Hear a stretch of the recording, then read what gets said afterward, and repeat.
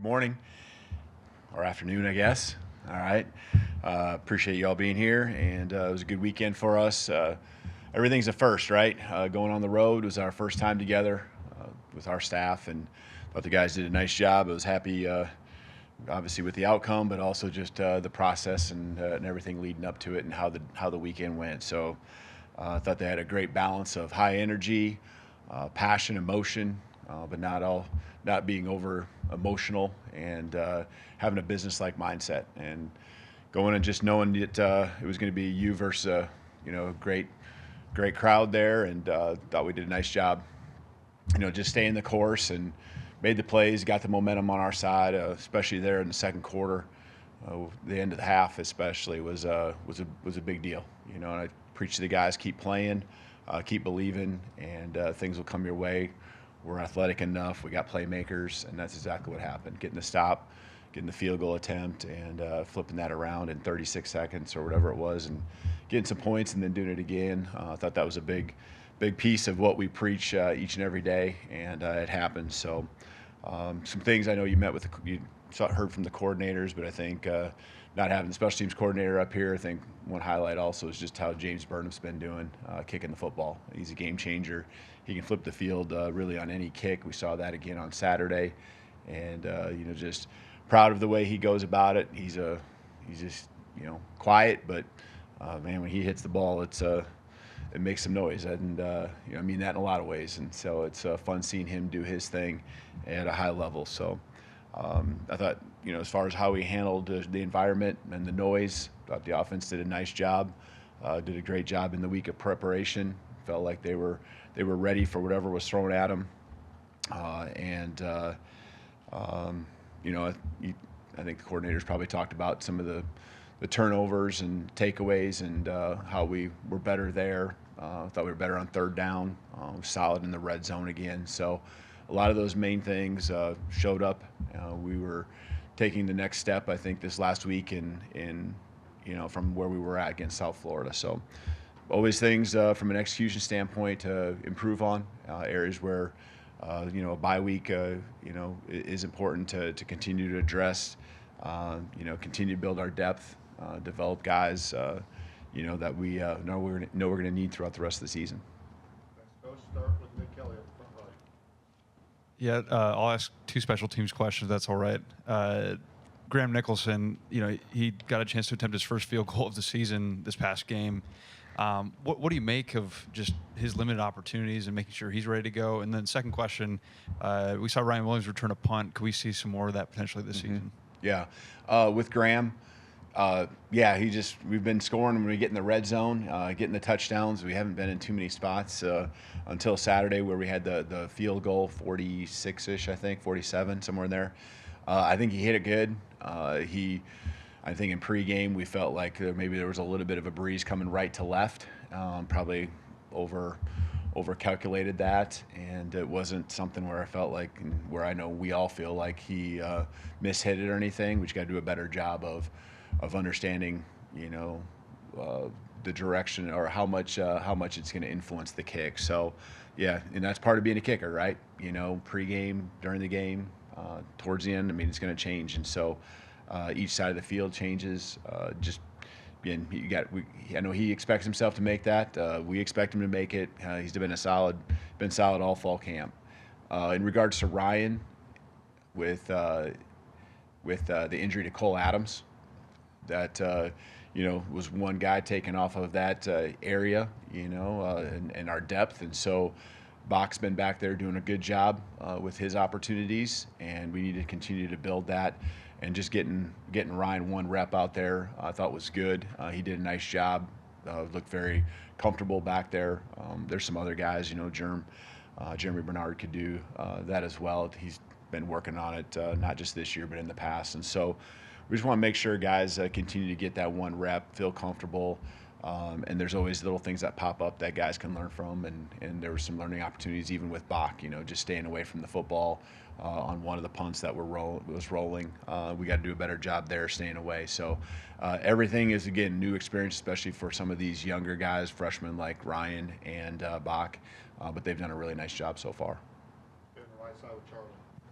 Yeah, hey coach. Did you have any reaction or say anything to guys like Jeremy or any of the other players for what they said after the game about jump arounds? Yeah, I didn't realize until yesterday, and actually Germ did come in and he owned it. Then I didn't even bring it up to him. I didn't even know it happened until yesterday. Just he's a first class guy, and the emotions and the excitement of the game and all that. Unfortunately, you sometimes say things get asked to comment on, and he actually wanted to say something to the team. Just we want to be first class, and we slipped up a little bit there, and he addressed the team yesterday in our team meeting, and everyone knows who Germ is, and respect the heck out of him. So something like that is something. There was a great atmosphere. I really, Wisconsin, the environment there was great. I think our guys enjoyed that transition there in between the third and the fourth quarter just as much as anyone. So, nothing but respect for what the environment was and who they are as a program. Far left, Chase. Coach, how much did Jalen Milroe change protections pre-snap against Wisconsin, and where is he at in that part of developing his game? Yep, good question.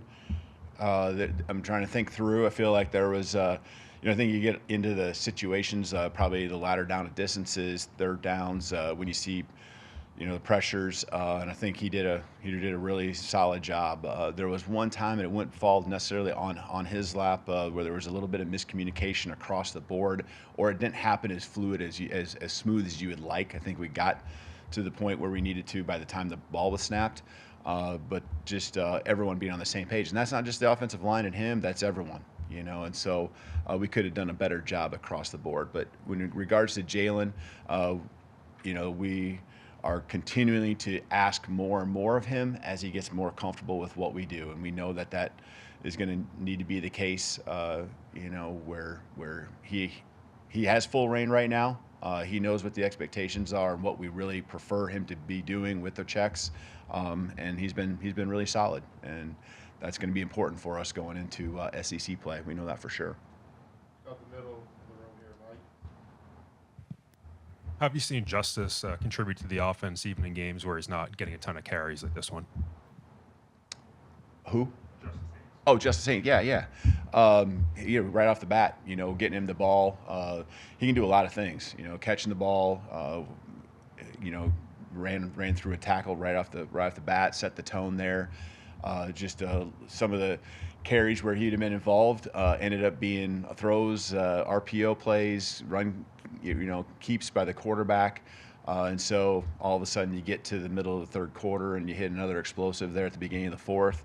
And we're pulling all our guys, and I know we need him to be really a very productive guy for us. And I thought when he was out there, he was exactly that. We trust and believe in him like no other.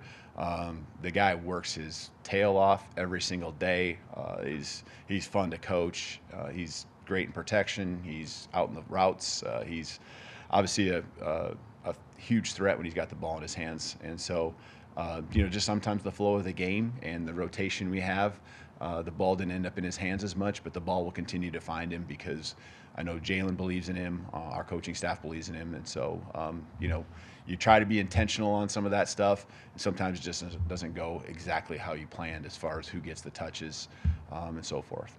Left side, front row, Tony. You have a great record in these marquee kind of matchups, and you got one coming up. Just what would you attribute to your success in these kind of games, and then how do you approach it with kind of a 2-week window right now? Yeah, I mean, great players, great coaching staff around you is always what makes it all go. People who are comfortable, being alongside with you in these big games and these big, getting SEC play. They're all going to be big, and so the players make plays, and it's our job to just continue to put them in the best spot, help them continue to gain confidence. Remind them that the preparation is what's going to lead to their success, and just a belief in what we do, how we do it. That's to me football. That's how you're successful in anything, and so that's what we'll do here with the bye week.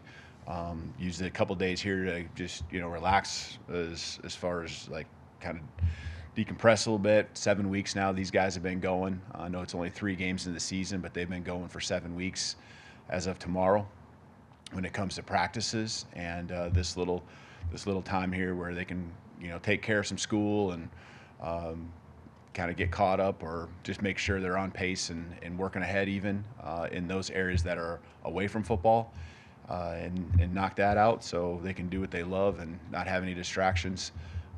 Thursday, Friday, we'll get back on the practice field, and Wednesday, we'll do some things as well. So, these guys need, the physical break as well. I think we're in an okay spot, when it comes to health, but you can always be better, and that's what a bye week gives you. Stay in front row here, Joe. Coach, going back to Jalen, the first touchdown pass to Ryan Williams, it looked like the exact same play as the miss in the first drive to Emmanuel Henderson. Mm-hmm. How indicative is that redo of Jalen Milroe's kind of growth this year out of what you've seen? Yeah, and on both of them, I thought he felt comfortable. He looked comfortable, I think, throughout the game because of our offensive line. It starts up front with the protection, and I think he felt that he did a good job, really reading the coverage, seeing where the safety help might be, and really hit it in rhythm. A little tighter coverage on the first one to E-Man, but Ryan had a step, and that was the difference. But I think even just kind of looking at the trajectory of the ball, and having to throw it a little flatter so that the help couldn't get there in time, but also not making it too flat to where you had a little room for error. I thought it was just a great throw. Hit him in stride. Ryan did his thing, secured it, and it was really fun, especially on a third down and long, 3rd and 7, 3rd and 8. So huge point in the game there for us to get the ball in the end zone, and not just be something that's a 3 or 4 yard game, but a 30 plus yard explosive. Back left, Steven. You mentioned burn up, coach, at the start, but what does it do for your defense to have a guy that can consistently put the opponent in a rough position every time? Yeah, I thought about just even that sequence. I believe we forced a punt right after that, or it was a takeaway maybe, and just how the field flipped just with a few plays there. And James does that for you. As long as we give him what we need, from a protection standpoint, you're going to get a good snap with Nealon. He's rock solid, and James puts everything into it, all his energy and power into that kick, and technically he's just so sound and so consistent. So he's been that way all fall camp, and we got a lot of trust in him, and it's something our whole team, when he goes out there, they believe in him, and so it's a weapon to have. And as you said, it flips the script, and now the defense, with a little more field space to work with, can set the tone, especially when you get into those backed up situations. I think 3 times inside the 20-yard line is what James did as far as backing them up. So huge weapon for us. Back right side of the room. Go ahead. Coach, I know you talked about it earlier, but going into a bye week, how do you approach an early bye week, and what are some of the things you want to see going into it with SEC play, obviously, next week? Yeah, no, that's good. That's good because I think every bye week is a little different. Early bye weeks, again, there has been 7 weeks of football that these guys have been kind of going as far as hitting each other, but it is early in the season still. For us, we'll take a few of these days here, like I said, just to let the coaching staff start working ahead on the schematics, game plan. There's obviously some recruiting. There's other parts of the program where the coaches focus their attention as well. But then from a player standpoint, just trying to get them, a little bit of a mental break here for a second. It's only a couple days, but let them be students here for a few days as well, just not just the athletic part. So, later on, you kind of adapt, even not just when you practice, but how long you practice. But we'll have some really good, solid practices here at the latter part of the week, Thursday, Friday, Sunday. Gives us a jump on the next game with Georgia. Emily Grace, right in the middle there. Coach, you touched on it in your open about the decision to be so aggressive in the last 36 seconds of the first half. Can you elaborate more on that and what you and Coach Sheridan saw that led to that decision? We had, 36 seconds. You got a field goal kicker you believe in, and I think 3 timeouts, if I remember right. So you got a lot working for you. We get any type of gain at all, and we're in bounce, we're gonna use the time out there and see if we can get a first down or two. And the guys just went out and made a play. Great time in the pocket. I know Jalen, I think, got hit a little bit as he was making the throw, but anticipation, I think you saw, not to break down the play, because I know that's not the question, but I think you saw a trust and anticipation in Jalen on that throw as Ryan is just taking off. The throw is being made. Good read of the defense, and Ryan doing his thing again. Set us up for another explosive. Germ's the first read on the play. There's other guys that I think were coming into windows that we could have hit as well. But it all started with protection on both those plays. And when you have confidence in the guys up front and protect your quarterback, and a quarterback that's going to make smart decisions, I've been overcoaching those probably early on with Jalen to take care of it in this situation or that. The more and more, it's just these little blurps that I'm giving him, and he's on the same page. And so that's part of the progression of us working together more and more, the progression of now you take that to the film room and talk about why we were aggressive in that moment, and then seeing it pay off. It just gives your team a lot of confidence, because the defense knows that anytime, if we just give the ball to the offense, whether it's off a takeaway and we have red zone, or two-minute drill, just a lot of confidence that goes back and forth in playing good team football. All right, we have time for one last question. Colin on the far left. Hey, Kalen, two-parter if I could. First, you mentioned the pause. I'm curious with this bye week, how you've seen Ryan Williams kind of respond to what he's been able to do across these 7 weeks for you guys, and kind of how he should reflect and kind of move forward as SEC play starts out soon. And then do you have updates on the status of Quay Russaw, Malachi Moore, and then Richard Young? Yep. As far as Ryan, the thing that impresses me so much about him is the business-like mentality he has when it comes to football, but the way he's able to balance it with a personality that is just fun to be around. Loose when you have that time to be loose. It just happened, probably an hour ago, a chance to just be around him and smiling and enjoying being who he is, and then turning into this, beast on the football field through these first 3 games. And, there's going to be ups and downs just like anyone for him that'll come, but I'm confident in his maturity, well beyond his years, being only 17. And, I don't feel like I'm pumping him up too much, because I think he's getting the job done on the football field, and he's making it happen there. But it's fun seeing that balance, and just, let him be him. That's what I want all our players to be. But he's a joy to be around, because when he gets on the football field, when he's in the weight room, man, there's a lot of focus. And, I know he prioritizes things, even like sleep. He's just really locked in on what needs to be done for him to be the best he can be.